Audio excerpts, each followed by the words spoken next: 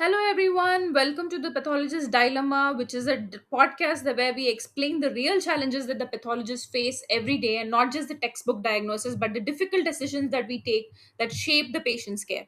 I'm Dr. Deepa. I'm the founder and academic director of Dr. Deepa's Learning Launch and the co founder of Path IQ. So, today we will discuss the major thing that everybody faces, the fear of missing a malignancy. Whether you're a first year resident or a senior consultant, the feeling never completely disappears, and it's perhaps a good thing because the day we stop questioning ourselves is the day when we stop being careful.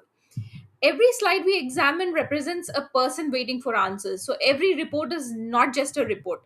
So it may determine whether someone undergoes a surgery or chemotherapy or simply gets to go home reassured. So that is in the hand of the pathologist, and we rarely meet our patients, but our words profoundly influence their lives. So why do we have this fear of missing a cancer? Most diagnostic errors never happen because of lack of knowledge. They happen because the medicine isn't always black or white, and there is something midway, the gray. The biopsy can be tiny, which may not be representative of what the clinician was supposed to pick up. The tissue may be crushed, the tissue may be autolyzed, the tissue may have exquisite inflammation that can obscure the entire tumor. The tumor itself may not be exactly what the textbook told you. Sometimes the cancer distinguishes itself into something completely benign. You never know if that is the majority of the chunk of the tissue. Let me share one of the most important teaching examples that my guru told me. Imagine receiving a biopsy from an oral cavity. Under a low microscope, we see a papillary lesion with abundant keratin. At a higher magnification, the cells appear surprisingly bland with very minimal nuclear atypia, no significant mitotic activity. So, what are you thinking? Veruca, right? But then the clinical detail was a 65-year-old with a large mass over several months to almost a year, and the surgeon describes it to be a broad exophytic mass and is worried about a malignancy. Now, doesn't the entire picture change in your mind? Could this actually be a verrucous carcinoma? One of the greatest diagnostic pitfalls is relying only on the cytological atypia.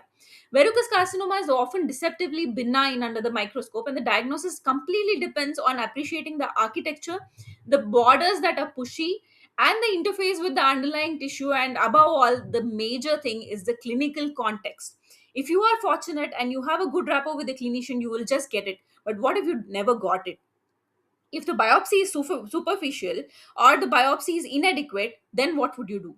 So there are situations where calling something a simple verruca could just give the diagnosis early, but isn't it a lot safer to say the biopsy was superficial and does not adequately evaluate the base of the lesion and the edges of the lesion? Clinical correlation is recommended. If suspicion persists, then please send me a deeper biopsy and exclude the varicose carcinoma. Isn't that a lot better thing to give out? Sometimes most valuable diagnosis isn't the definitive label. Sometimes it's recognizing the limitations of the specimen and protecting the patient. That is what is important. One of the greatest dangers in pathology is premature closure of a case. We see something familiar, our brain quickly labels it. You just think reactive, benign, inflammatory, or hyperplastic, and then ta-da, you end up with a conformational bias. So the best pathologist doesn't search for evidence supporting the diagnosis. They search for the evidence that disproves it. That is the experience that teaches you. Your mind is saying this is the diagnosis. You would try to look at every differential and say not this, not this, not this before you say yes, this is it. So that is what experience pours into. Experience doesn't eliminate uncertainty, it teaches us how to manage it. Experienced pathologists ask themselves, does this fit the patient's age? Does this match the imaging finding? Does this explain this what surgeon was telling me? If the answers don't align, it's time to hit your brakes. You have to request for deeper sections, you have to look at the previous biopsies, you have to correlate the radiology, and if necessary, don't hesitate to ask for another biopsy. And it's also common for the newbies to always think, let's just do an IHC. A very common misconception is that IHC can solve the difficult case. It can't. IHC is definitely a powerful tool, but not in cases where the samples are inadequate. Not in cases where morphological assessment is completely uncertain. A good morphology guides the appropriate immunostains. It is never the other way around. You have to remember that for a fact.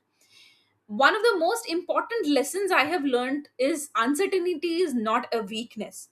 Saying I recommend a deeper section, saying that need a clinical correlation, asking for a repeat biopsy may be necessary, and I have the guts to ask. Sometimes in my career, I have also noticed that a single small biopsy is divided into two parts and given to two different labs.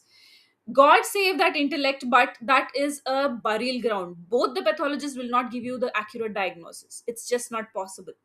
The practical take home message of what I'm telling you today is: pause before you sign off, start at low power and assess the overall architecture, review the entire clinical history carefully, pick up the phone and talk to the clinician if you are in doubt, correlate with imaging whenever it is possible. If you did not receive the imaging and you really want it, do not report, wait for the results to come. Respect the discordance between pathology and clinical findings and try to understand why did that happen. Don't push your diagnosis and say I could be right. Seek a second opinion whenever you think it's appropriate. Use ancillary tests very thoughtfully. Only when you morphologically are not able to determine and the morphology is giving you a differential.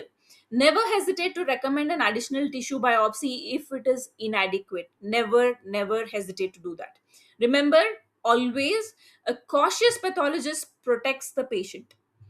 Every experienced pathologist has cases they remember for years, not because they were easy, but because some of them teaches you humility.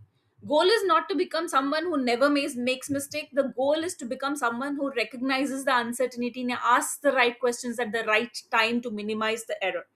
Behind every glass slide is a human being. Sometimes the most important thing we can say is the specimen doesn't give me the complete answer yet. I just need to hold on to it for some more time.